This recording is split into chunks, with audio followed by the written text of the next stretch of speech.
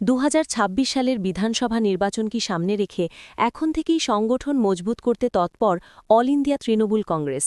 এগরা বিধানসভা এলাকায় একাধিক রাজনৈতিক কর্মসূচি ও জনসংযোগের মাধ্যমে মানুষের কাছে পৌঁছনোর উদ্যোগ নিয়েছেন এলাকার তৃণমূল বিধায়ক তরুণ মাইতি।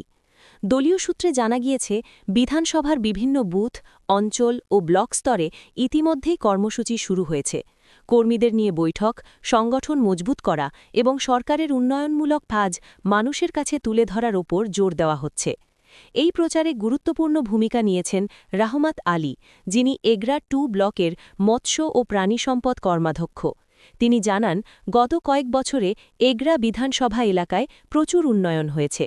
রাস্তা, পানীয় জল, সামাজিক প্রকল্প সহ একাধিক ক্ষেত্রে উন্নয়নের সুফল পেয়েছেন সাধারণ মানুষ।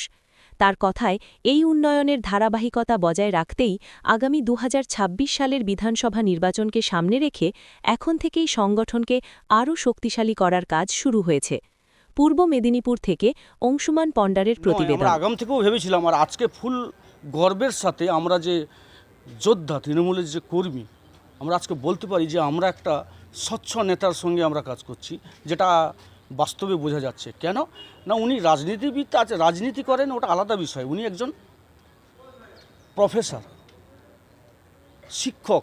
ওনার জ্ঞানের সঙ্গে জ্ঞান মেলানো আলাদা আছে। তার সঙ্গে আমি বলবো যে আরও ধন্যবাদ জানাবো আমার ব্লক সভাপতি রাজকুমার দুয়ারিকে, যে উনি আমাদের একটা এমন নেতার কাছে আমাদের পৌঁছে দিয়েছেন, যেটা আমার ব্লক মাইনরিটি সেল থেকে আমি ওনাকে অশেষ ধন্যবাদ জানাবো। তো আজকে যে অবস্থাটা দেখছি, কেউ কেউ বলছে, একটা দেখেছেন না কাঁথির একটা পাগলের কীরকম বকবক করে। তো আমি এই জায়গায় বলবো, রাজনীতি পরে, উনি একজন শিক্ষক। এই কত পাগলকে উনি ছড়ির ঘায়ে সজা করেছেন।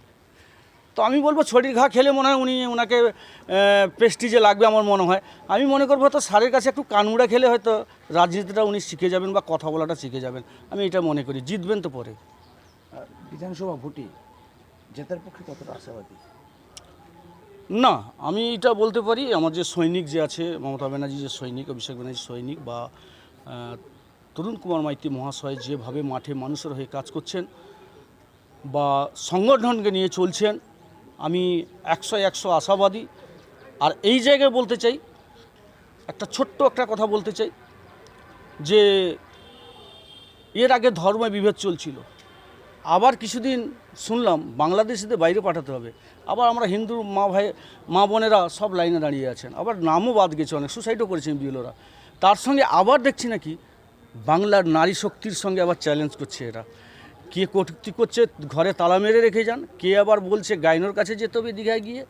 তো আমি এই কথার সঙ্গে একটা বলবো, বেশি দিন নয়, 26-এ ইলেকশনটা আসতে দিন, মে মাসে জবাব পাবেন। বাংলার নারীদের মাননীয় মুখ্যমন্ত্রী 50% সংরক্ষণ দিয়েছেন। তার সঙ্গে বাংলার নারীদের লক্ষ্মী মার সঙ্গে এই উপাধি দিয়েছেন, যার জন্য লক্ষ্মী ভাণ্ডার ওনাদের দেয়। কিন্তু এটা বিজেপি সরকার নিহাতি জানতে পারবে 26-এ ইলেকশনে, যে বাংলার